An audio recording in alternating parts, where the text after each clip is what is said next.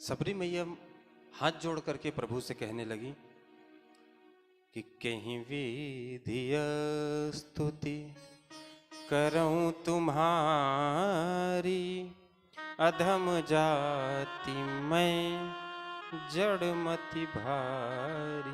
मैं आपकी किस तरह से स्तुति करूं? पहली बात तो मैं जड़ बुद्धि हूं, और दूसरी बात नारी हूं। नारी को वैसे भी अधम अपावन कहा जाता है, और मेरी बुद्धि भी बड़ी छोटी है। प्रभु, मैं आपकी किस प्रकार स्तुति करूं, मुझे समझ में नहीं है। अधम ते अधम, अधम ते नारी, तिन मह में मति मंद अधारी। मैं अधम हूं, नारी हूं, उस पर भी मंदमती हूं। कैसे मैं आपकी स्तुति करूं? भगवान देखिए मैया सबरी से क्या कह करके बात कर रहे हैं।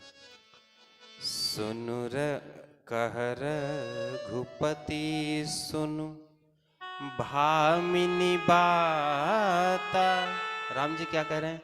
हे सुंदरी, मेरी बात को सुनो। अब सोचिए कि मैया सबरी कितनी वृद्ध हैं, कितनी वृद्ध, एकदम वृद्ध हैं। गाल में झाई पड़ गई है, बाल सफेद हैं, बूढ़ी हैं, कमर झुक गई है, नेत्रों से दिखाई नहीं पड़ रहा है, ये त्वचाएं शुष्क हो गई हैं, चमड़ी ढीली पड़ गई है। और राम जी क्या कह रहे हैं? सुंदरी।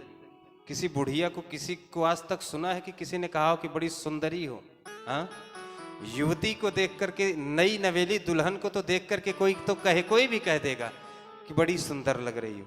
लेकिन भगवान किसको सुंदर कह रहे हैं? कितनी वृद्ध हैं, मुख में दांत भी नहीं है सबरी जी के, उनको कह रहे हैं क्या?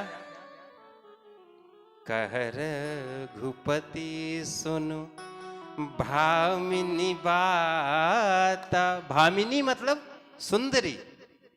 हे सुंदरी सुनो। तो भगवान सुंदरी क्यों कह रहे हैं? ये तो वृद्ध हैं। भगवान के लिए सुंदर कौन है? भगवान के लिए त्वचा सुंदर नहीं है, ये देह शरीर सुंदर नहीं है। भगवान देह की सुंदरता की बात नहीं कर रहे हैं। भगवान किस सुंदरता की बात कर रहे हैं?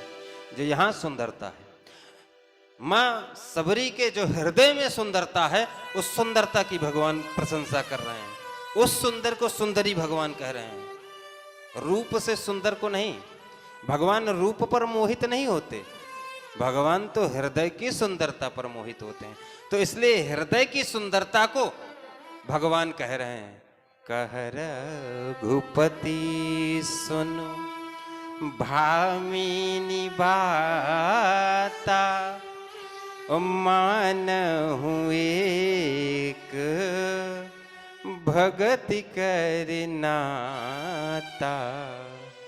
कहर घुपति